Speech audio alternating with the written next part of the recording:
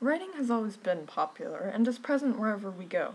Some people write to contact their friends or colleagues, while some treat it as a hobby. Others still have writing as their entire career. I have always liked writing stories ever since I was about 7 years old. But now I realize, if I were to finish writing a book, what would I do with it? Publish it? The answer is yes, but how? The standard publishing process is successful, but fairly slow and expensive. However, there's an alternative: self-publishing. But is self-publishing worth it? It may work well for some and not as well for others. Self-publishing is best for new writers or people who can't spend a lot of money on the publishing process. The standard publishing process requires calls, arrangements, and meetings.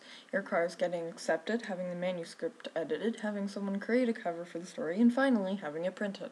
This can take up to 18 months. Publishing companies will demand money for all of these things as well. It can sum up to be around $20,000 in all.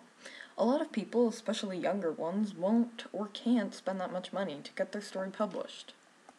Luckily, self-publishing is far more convenient. Amazon Kindle is the place to start. Amazon has a system called Kindle Direct Publishing, or KDP, that can get a story published in minutes. KDP only requires an Amazon account. CreateSpace is Amazon's way to publish paperback or hardcover books. It needs its own login, but is free to join. Formatting the manuscript for Kindle is fairly simple. There are details like indentations and page breaks, but all can be accomplished on Microsoft Word. Even for an e-book, a cover is a good way to attract the attention of a browsing reader.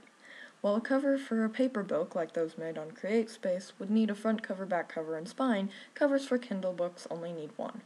There are computer programs meant specifically for creating book covers. However, any graphic design software can do this just as well. Also, KDP has a built-in cover creator, which is a simple process to make an attractive book cover. The following are example covers I've created for made-up ebooks. The first two are for a non-fiction book, and the second two are for fantasy. The one on the left was made by Cover Creator. It's simple, but displays the topic of the book well.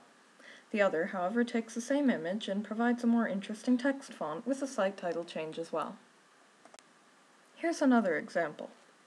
There isn't a better cover or a worse one. It depends on the author's preference. Once the document has been edited and a cover made, it's ready to be uploaded onto Amazon's website. There are, of course, various requirements for marketing before the actual publication, but most can be simply filled out as the writer goes along. My primary goal for JTerm was to find out information about the self-publishing process, particularly for Kindle. I wanted to understand what I would have to do to publish a book and what the advantages are over standard publishing. I also hoped to finish reading at least one book about self-publishing, and I wanted to create a sample ebook cover. I accomplished all of these things, and I'm very pleased with my results.